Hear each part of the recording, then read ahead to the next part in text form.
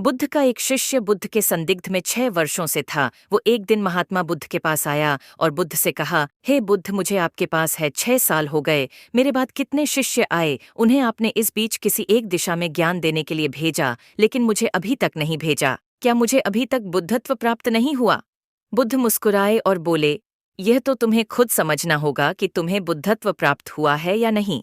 शिष्य बोला, हे बुद्ध, आपने मुझे इन 6 सालों में जो भी उपदेश दिया, मुझे वो सब याद है। आपकी बताई एक एक बात मुझे याद है। आप मुझसे भी पूछ सकते हैं। मैं आपको हर उत्तर देने के लिए सक्षम हूँ। आप मुझे एक मौका तो दे, ताकि मैं किसी भी दिशा में जाकर लोगों को आपके ज्ञान के बारे में भी बता सकूं।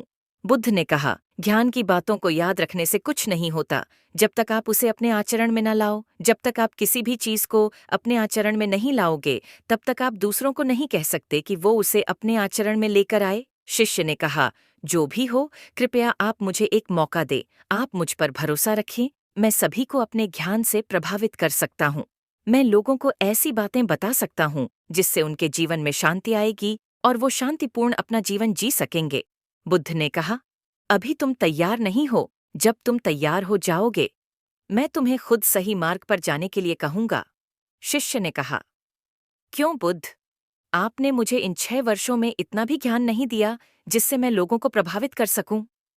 बुद्ध ने कहा, ठीक है, तुम पूर्व दिशा की तरफ जाओ। वहां तुम्हें एक गांव मिलेगा। उससे तुम भिक्षा मांगकर लाओ और वहां के लोगों को अपने ज्ञान से मदद करना। कल सुबह तुम वहां अकेले जाना और शाम को आकर मुझे बताना तुमने कैसे वहां के लोगों की मदद की। वह शिष्य ये सब सुनकर बेहद खुश हो गया और बुद्ध का आशीर्वाद लेकर चला गया। और वह रात भर ध्यान समेटता रहा और मन ही मन सोच रहा था कि मैं कल ऐसे ध्यान की छाप छोड़ूंगा कि वहां के लोगों के साथ बुद्ध भी मुझसे प्रभावित हो जाएंगे। सुबह उठकर ओ महात्मा बुद्ध को प्रणाम करने गया। उन्हें प्रणाम कर वह पूर्व की तरफ निकल गया। शाम को जब वह वापस आया तो बुद्ध ने देखा कि उस शिष्य के माथे पर चोट लगी है और खून बह रहा है। बुद्ध ने उसे पट्टी की ओर पूछा, तुम्हें यह चोट कैसे लगी? शिष्य ने कहा कि बुद्धि वहां के लोग बेहद दुष्ट हैं। उन्हें जरा भी बुद्धि नहीं है। मैं उस गांव में भिक्षा लेने गया, पर किसी ने मुझे भिक्षा नहीं दी। सब मुझे गालियां दे रहे थे। एक व्यक्ति ने तो मुझे भी भिक्षा तो दी, लेकिन नीचे फेंक कर और कहा, इसे उठा लो। मैंने उन्हें काफी समझाया, लेकिन वह मेरी बात सुनने को तैयार ही नहीं थे। उल्टा उन्होंने मेरे साथ हाथापाई की, जिससे मुझे चोट लग गई। हे बुद्धाप, मुझे दूसरी जगह भेजें, जहां के लोगों में बुद्धि हो। इस तरह ना हो।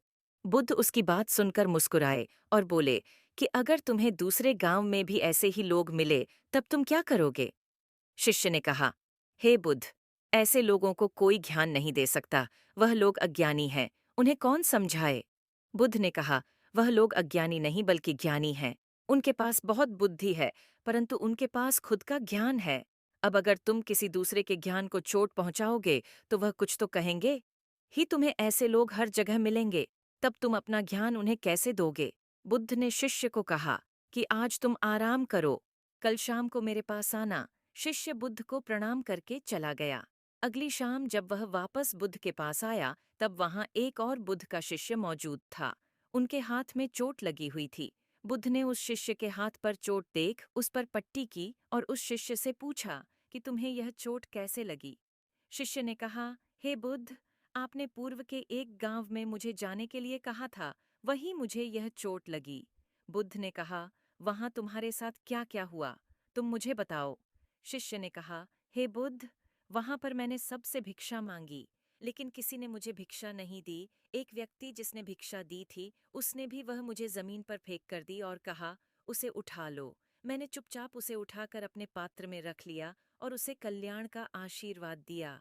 तब उस व्यक्ति ने मुझसे कहा, आप बड़े ही अजीब व्यक्ति हो। मैं आपका अपमान कर रहा हूँ और आप मुझे आशीर्वाद दे रहे हैं। मैंने उनसे कहा कि आप धनी हैं, आपने मुझे दान दिया है, इसलिए मैं आपको आशीर्वाद दे रहा हूँ। फिर वहां से मैं आगे गया तो कुछ लोगों ने मुझे वहां से जाने के लिए कहा। उन्होंने मुझे कुछ अपशब्द कहे और मुझ पर कुछ पत्थर फेंके, जिससे मुझे चोट लग गई। जब मैं वापस आ रहा था, तब मैंने एक माँ को रोते हुए देखा। वह अपने बीमार बच्चे को लेकर चिंतित थी। मैं तुरंत जंगल से जाकर उसके लिए जड़ी बूटी ले आया, लेकिन वहां के लोग मुझे जड़ी बूटी देने नहीं दे रहे थे। फिर मैंने उनसे विनती की कि वह मुझे उस बच्चे का इलाज करने दें। उसके बाद वो जैसा कहेंगे मैं ठीक वैसा ही करूँगा। फिर जिस व्यक्ति ने मुझे भिक्षा दी थी, उसने गाँव वालों को समझाया, तब उन्होंने मुझे उस बच्चे को जड़ी-बूटी लगाने दी।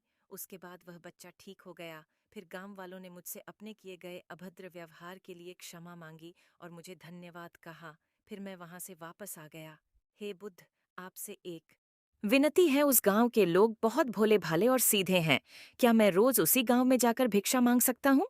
ये सभी बात वो पहला शिष्य भी सुन रहा था। उसने यह सुनते ही बुद्ध के चरणों में गिरकर कहा कि हे बुद्ध, मैं समझ गया हूँ कि अभी मैं उस लायक नहीं हुआ कि दूसरों को ज्ञान दे सकूं। बुद्ध ने कहा, हमें बाहर वैसे ही लोग दिखाई देते हैं जैसे हम भीतर से होते हैं।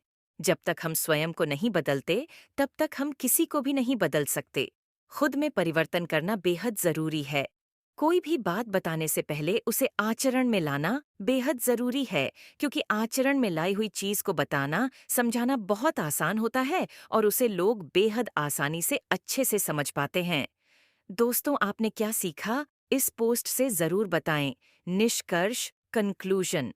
दोस्तों, हम सभी को ऐसा लगता है कि हमने जो कुछ भी सीखा है वह हमको दूसरों को सिखाना चाहिए, लेकिन हम जाने अनजाने में दूसरों को सिखाने के चक्कर में हम कभी-कभी गलत साबित हो जाते हैं।